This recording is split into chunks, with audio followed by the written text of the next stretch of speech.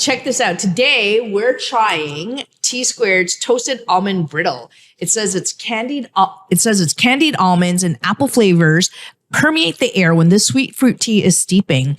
The flavors remind of Christmas markets and country fairs. So tell me, Janine here is with me today. She is an artist extraordinaire. And tell me about this tea. What do you think about it? Oh my gosh, that was a really good tea. Like I thought maybe I might need sugar or something because it's got apple in it, and sometimes apple can be a little tart. But no, it's really smooth, surprisingly sweet. But I don't think it, like, not sweet in the way that it has sugar, but sweet just like a flavor of some sort. It's really nice. Cool. Yeah, no, I love trying different teas, and thank you very much for sharing your taste buds with me. Thanks for sharing your tea. My pleasure. So, Janine, I would love to take a moment. I'm a big fan of you as an artist, an illustrator, and the really dynamic artwork that you do. And I would love you to just tell me a little bit about yourself, because what I would love to delve into is how you got from your love of drawing to where you are now and where you want to take it. But let's start simple first. And okay. Let's hear about you. Well, I am from Toronto. I've always been an artist, always. It's always been my thing. My dad was an artist. So he was actually one of the first Black artists in Toronto. Not first, but he was a really big member of the Black art scene in Toronto in the 1960s. They had like an association that met on College Street. It was like one of the chapters of Marcus Garvey's organization. I forgot the name of it. But anyway, he helped to bring up all these artists, like the influential jazz artists in the 60s, brought them to Canada to Toronto. And he was also one of the first, they call them Negro painters. He was like... This is your father? Yeah. He was an artist. What's his name? His name is Martin Carrington. Martin Carrington. If you look up the Carringtons, one of the first Black families in Toronto. Anyways, I'm going on a lot about my dad, but he influenced me a lot. He taught me the basics when I was little. And then I always drew, always. If you look at my textbooks, my notebooks, in elementary school, high school, always drawing horses in the margin, ballerinas. And they did actually happen to be blonde ballerinas. I drew that for a long time. And then I went to study, and in high school, I started switching over. Like, when you start asking the critical questions, why am I always drawing blonde ballerinas? And then you start being more aware of the politics and, the injustices in society. So, then I kind of transformed into more of the style that I have today. I went to OCAD, which was OCA when I went to it. I just dated myself.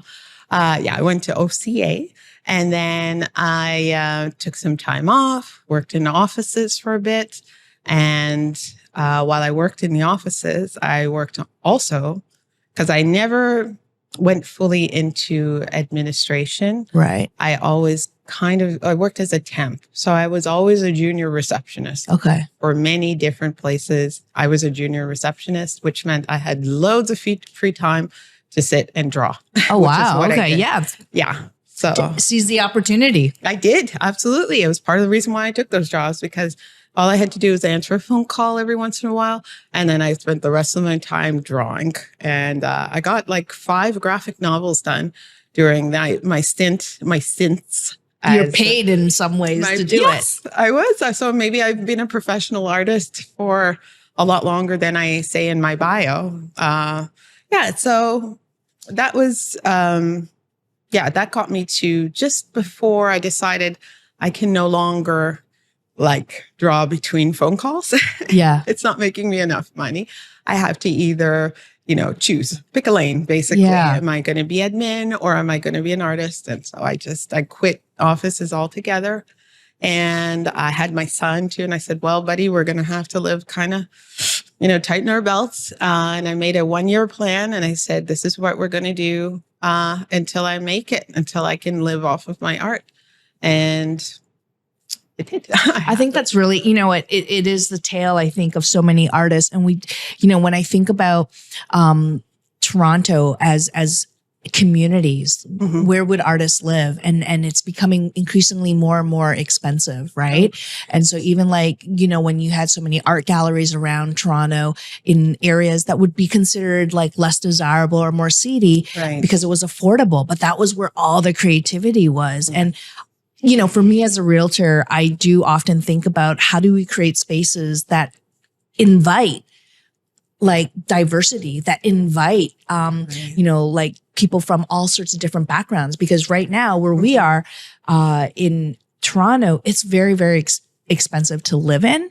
And so my background is in art history and artists. And so the plight of the struggling artist is very real. And the fact that, you tell the story of, well, I would take these junior jobs because I could actually sketch while I'm answering phone calls and doing it. And you made it work, which is really cool. I will say I was raised, going to church. And I remember thinking like, oh, one day I'll be an artist and people will say, why, how did you develop your skills? I'd be like, I would listen to my church lectures and do it. That never came to fruition, but I love that story. And about making that choice of I have to pick a lane. And I can only imagine how terrifying that was. Absolutely terrifying. So tell me about that year. And you have a young child. And a young child. He was around 2 at that point in time. And it was terrifying. But what had happened was I had actually gotten pneumonia because I was quite sick that time too. I didn't realize how sick I was. I had something called Cushing's disease. Yeah. Well, that's rare.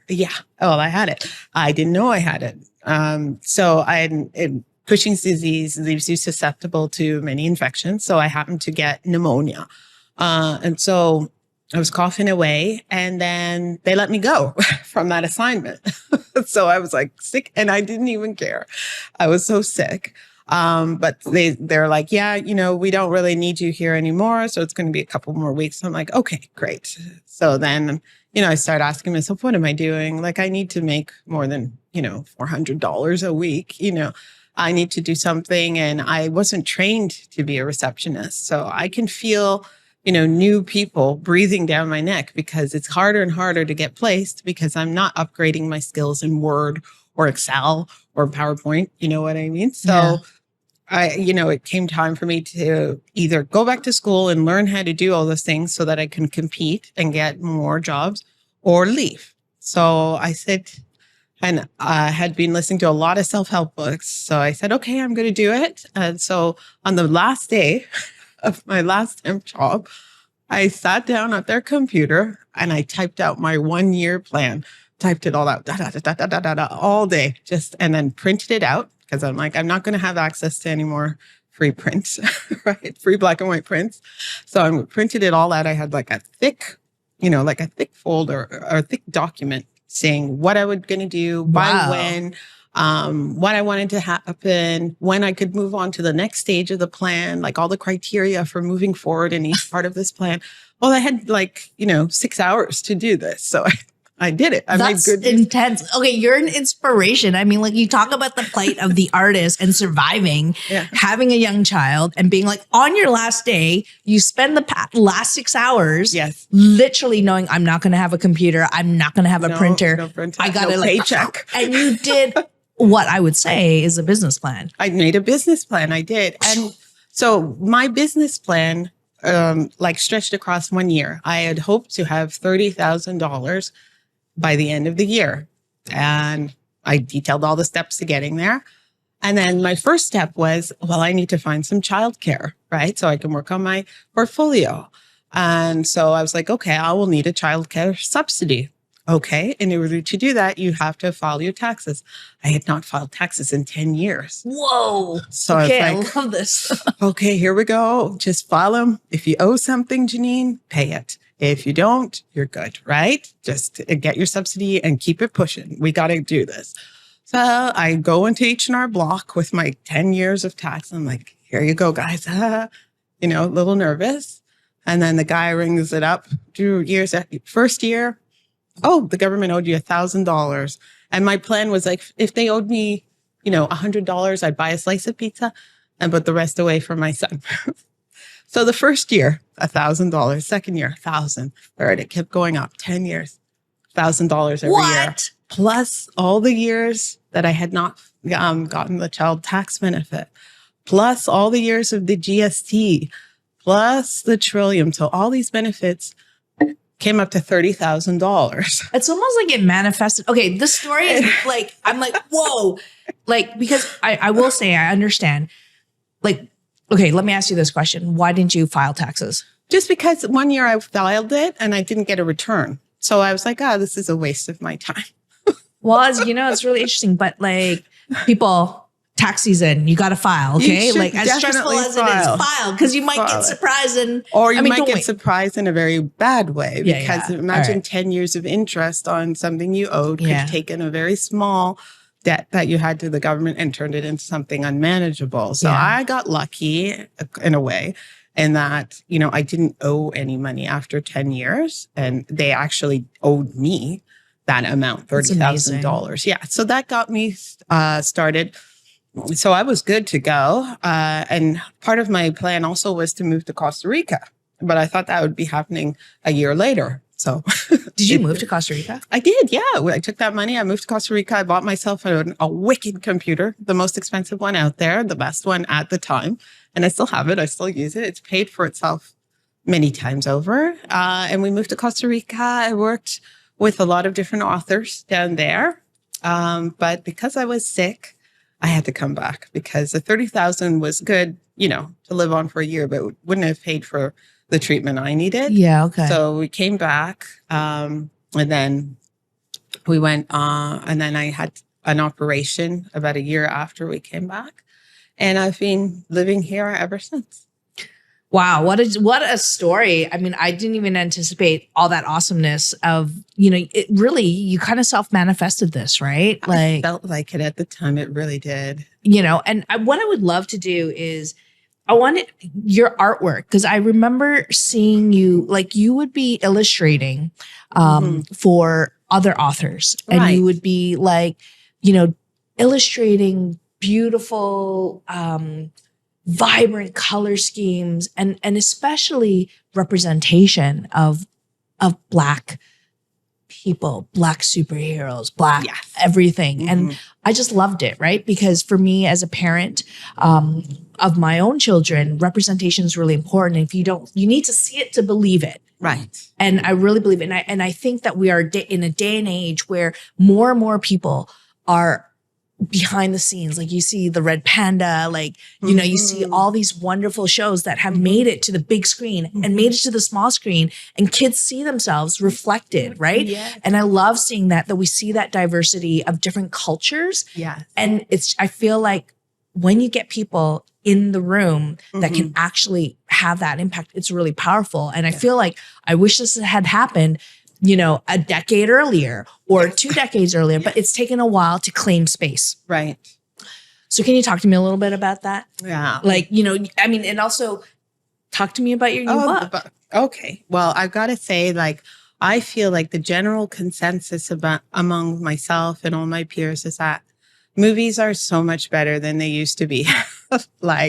We got Encanto and Turning Red all in the same year. And it just felt like, wow, if I had had this movie when I was a kid, I would have felt so much more validated, less shy. I wouldn't have put myself in the corner as much. I would have felt more proud of myself, really, to see characters who looked like me, had hair like me, who didn't die immediately in the movie, Yeah, I mean, and their story is important. What happens to them in the plot? Yeah, exactly. And and to be the center of it, not to be an extra, not to be on the sideline, not to be, on stage right at the back, but to be right in the center it just meant the whole world for me. And for my son, who happens to, especially in Encanto, my son who happens to be half Latinx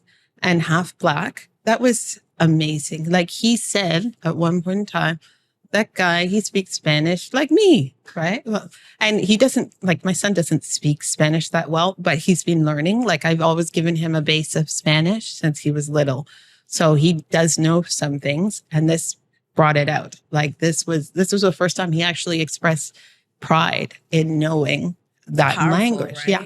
It was amazing. It was like, that's all it took, you know, like, why were we waiting so long to do this? This is all it takes, is just some, you know, positive representation on a big screen for kids to start claiming their identity, you know? Yeah. So with my book, or with my work in general, I've always sought to do that. Like, I understand definitely that there's a need for people, especially when they're trying to erase Black history, erase slavery from it, as, you know, incredible as it sounds, that people are trying to erase this part of history.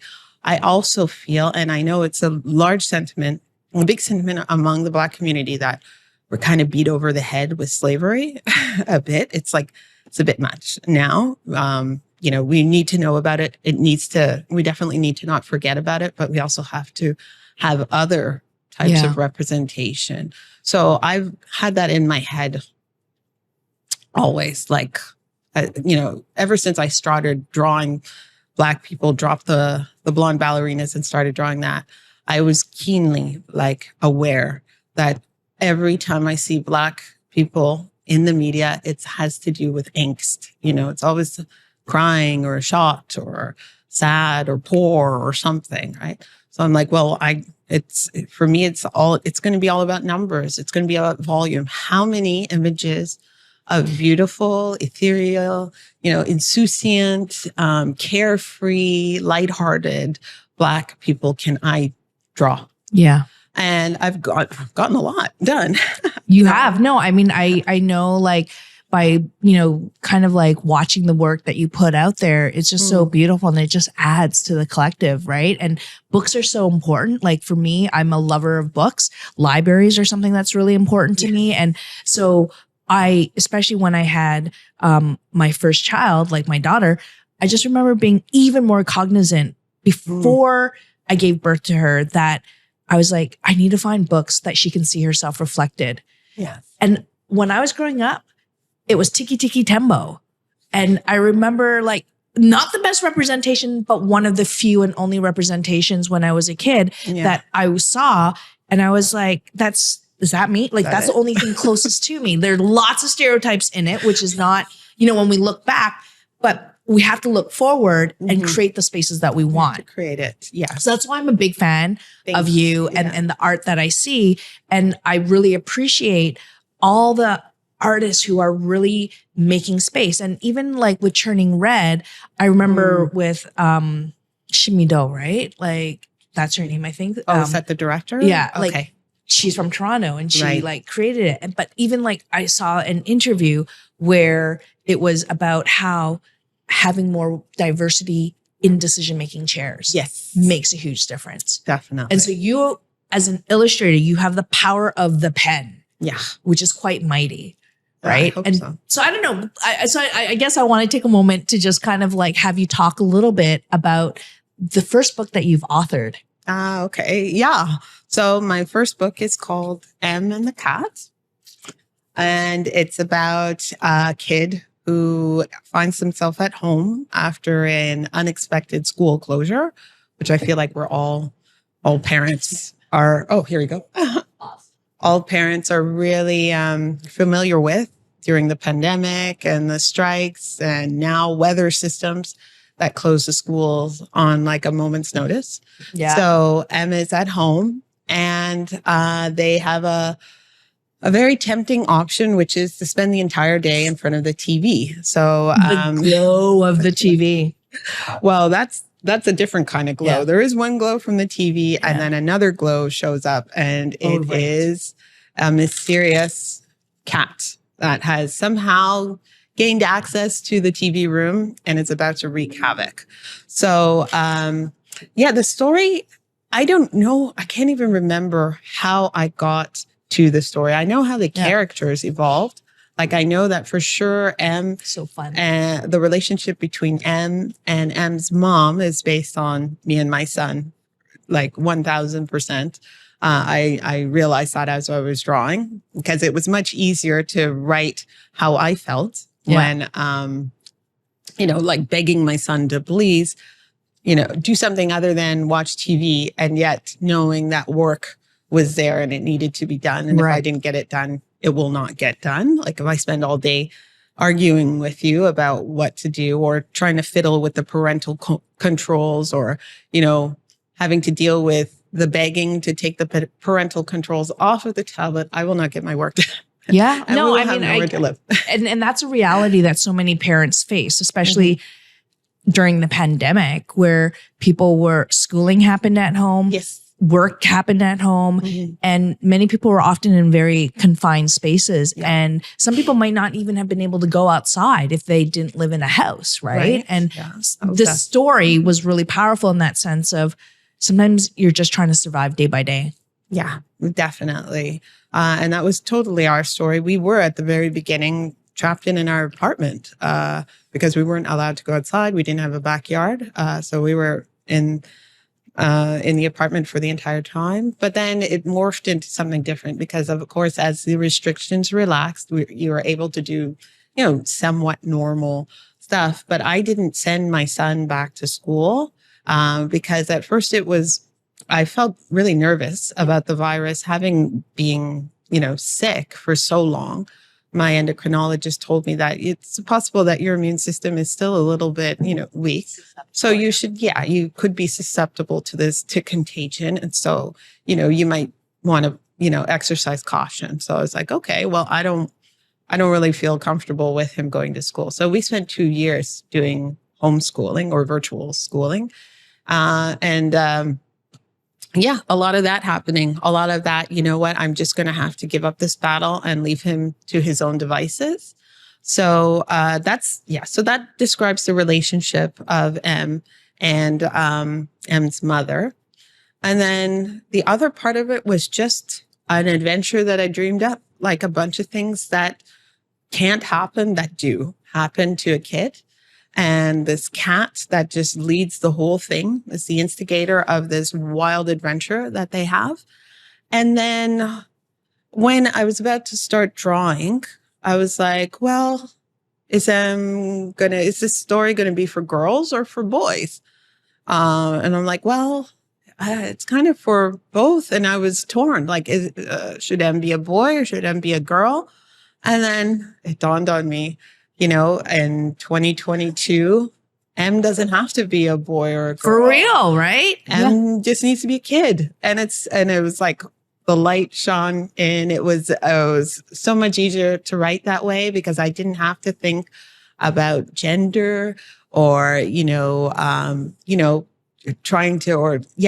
roles or, classic interests. I didn't have to figure out whether the character should be wearing blue or pink or whatever. I could just draw a character doing what they do, and it should appeal to all kids. Like, I love it. I mean, and I love it because I'm going to, describing that the cat is so cute and round and fluffy. And what I notice about this book is that it's not genderized, right? But it is a they, them, right? Someone who's like non-binary, but it's not the focus of the story. It's just like what you were talking about, Blackness and not being like the slavery story, being like, okay, we need to know about it. But how do we now change the storytelling to, I mean, I'm putting air quotes around this about normalizing, like it's a fabric. It's a part of our life. Right. Right. Yeah. Well, that's one of the things that I'm most proud of about the book. Like I spent a whole lot of time on the illustrations. And it was nice to have full creative control over that and the writing as well.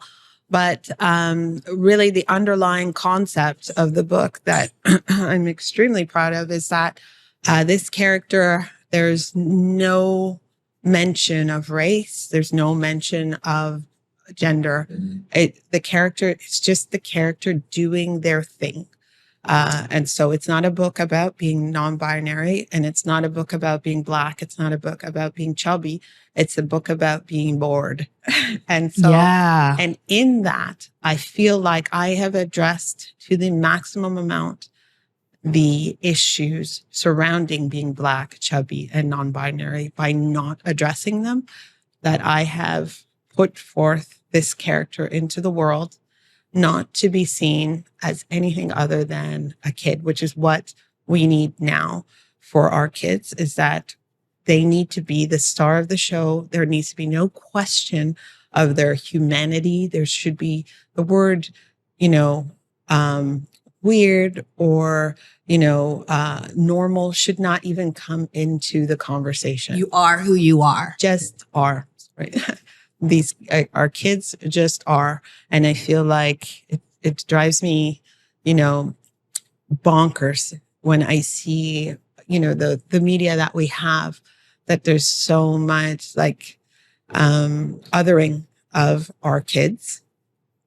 And I don't want to create a book that does that. I want to create a book where our kids are front and centered, like so many other white kids are, white cis kids are, heterosexual kids are front and center. The stories about them, and everyone else is in the periphery, kind of orbiting the white character. And I feel like, okay, we have enough of those stories. We have more than enough. Yeah. It is now time to tell our stories, our kids' stories. And I think that's, you've kind of, I love how you've captured it. And one of the things is people are probably thinking, do you have a kid? If this is a story that's kind of related to you, do you identify as a non-binary? How do you identify yourself? Because I'm sure that people are thinking, not that it should matter, but that is something that people will think about. Yeah, and it definitely is. And I agree with anyone who's questioning it or wondering. I myself, my pronouns are she, her, and I identify as heterosexual, cis, female. So I don't actually have firsthand experience. I mean, the community that I'm most familiar with is, most of my friends, I guess. Yeah. Or, a large majority of my friends, and I don't have that many friends. So that's like millions. 2 people, but it's still a large majority of a large percentage of my friends are trans men, trans women. So I don't feel like I am necessarily the most qualified person to write a story about a non-binary child. I feel very qualified to write a story about a child. And that's what I did. Because I didn't want to write about a girl. I didn't want to write about a boy. So this was a very, very helpful phenomenon, a helpful state of being, Yeah. For me, literary wise, that it took the pressure off of me having to decide what type of story this was going to be. Yeah. No, I mean, even in your color choices, right, of what the child is wearing, it's like a phthalo blue, like a Prussian blue or something like that. And the purpley, orangey pink, that there's 2 different colors. So that's not, well, what is it? As a parent, I am quite acutely aware about the way colors are used and how it is signaling a gendered clothing, gendered toys, gendered thing. And I really wanted to be that parent that wasn't. And there's so many unconscious reinforcements or conscious reinforcements, because there's you go out and you see pink, pink, pink for girls. Yes. And when you see a boy, oh, I don't want to wear pink, that's for girls. It's really frustrating and it's hard. And the fact that you're creating work that is wait a minute, we're going to shake things up. We don't have to explicitly say, no, colors can be for anyone. But it's wait, this person has chosen this color. Yeah. And it's a part of the observation and the internalization. That's exactly it. Internalization. It's almost like subconscious. I'm hypnotizing people, hopefully. But that's what happens all the time in media, all these subtle messages that our kids are getting. So I thought I'd throw mine in the mix too. You know what I mean? My subtle message, which is there is no rule for you. You are who you are. Yeah. And you're the star of this. You make amazing things happen as well. Yeah. You make amazing things happen.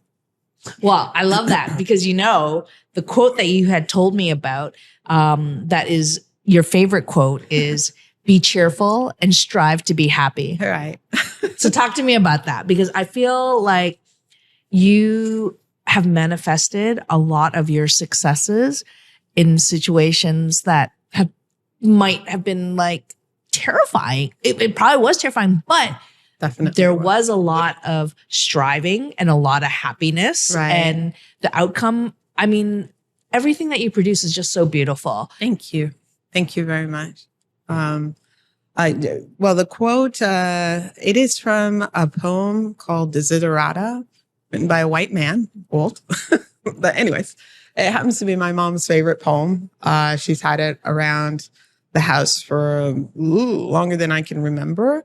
And it's a poem that I made my son memorize when he was around 4.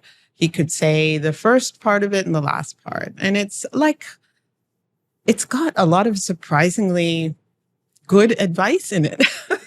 Tell me about that. Be cheerful, strive to be happy. Be cheerful. So that's the very last line of it. I wish I could remember. I had a bunch of it memorized myself for a while, but I can't remember it. Okay. But be cheerful, strive to be happy. It's always been like a very comforting line for me. Like he says, despite all the drudgery, it's still a beautiful world. Be cheerful, strive to be happy. Yeah, with all its sham drudgery and broken hearts, it's still a beautiful world. Be cheerful, strive to be happy. And I feel like that's like something you can cling to. That poem definitely got me through a lot of hard times, actually, because there are some definitely words that you can that will definitely resonate with everyone and that you can hold on to in times of sadness or tough times, fear. When I was going into the operation, because it's brain surgery, basically the operation I had. So I was terrified, but there's the first line is go placidly amidst the noise and the haze and remember what peace there may be in silence.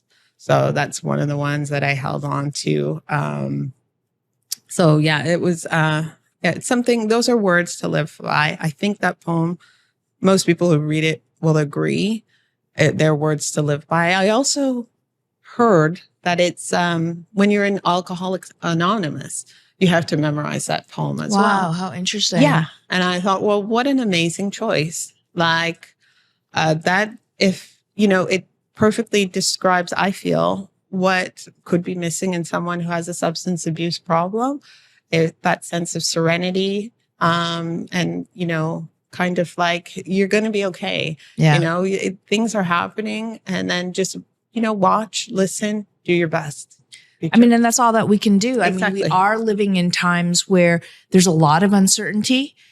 We've gone through a very unprecedented times with COVID, with all the fears of like infecting others, getting infected, overcoming it, and kind of the social skills that have been lost over 2.5 years. And throw into the mix there the racial reckoning that happened in the middle of the pandemic, where all of a sudden people were so acutely aware of the injustices that are going on and the hatred that, that has manifested itself since, over the past, decade. Yeah. All of that has made it a really awkward time for us, right?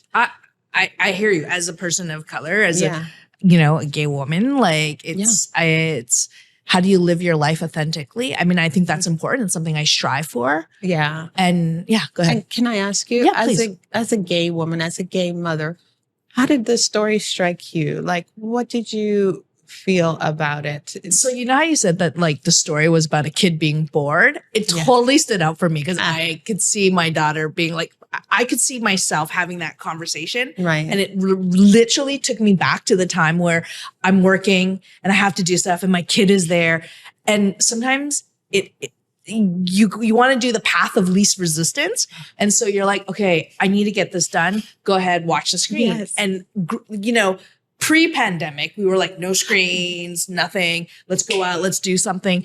But when I read this, what I love, like, this is what I love about this story is the fact that I read it and I'm like, yeah, I relate. I can relate to this story. I can relate to the fact that this is about a kid who they're like, please, if you're not going to play with me, can I watch something that'll entertain me? And the screen has become a babysitter for so many people. And there's no judgment. 100% there's no judgment on that. But it made, like, when I read this book, I was like, wow, right?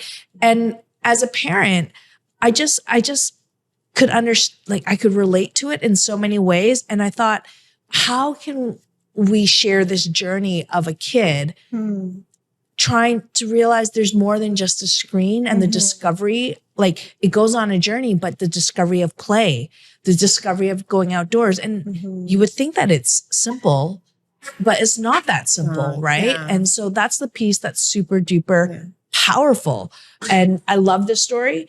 It resonated with me. I love that it was nothing like hitting you over the head. Like, this is a story about people of color, or this is a story about someone who is non-binary and the body type. I mean, for me, I'm like, wow, this is a beautiful kid.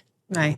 And so I really appreciated it. And so it's just so beautiful. That means the world to me. It really does, because as I say, I don't have your experience.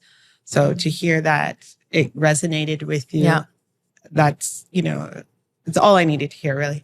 Yeah. So I feel like it checked off all those check marks that you had said. Oh, great. And I will say, when I have shared this story with other friends and I've told them about it, they were so inspired by it and wanted to meet you and to, even hire you to be an illustrator to help tell their stories. Yeah. So I really appreciate you taking the time to come and speak with me and share your story and actually really share your story about the evolution of this and your intention, like the intentionality actually that led you from, I love drawing, illustrated 3 graphic novels while working part-time to five, no small feat, to illustrating and authoring your own book. And the world is your oyster, right? And I'm so glad to be able to have this moment to have a conversation with you about that. Oh, thank you so much. I want to talk about this book, and being here really is, it's almost like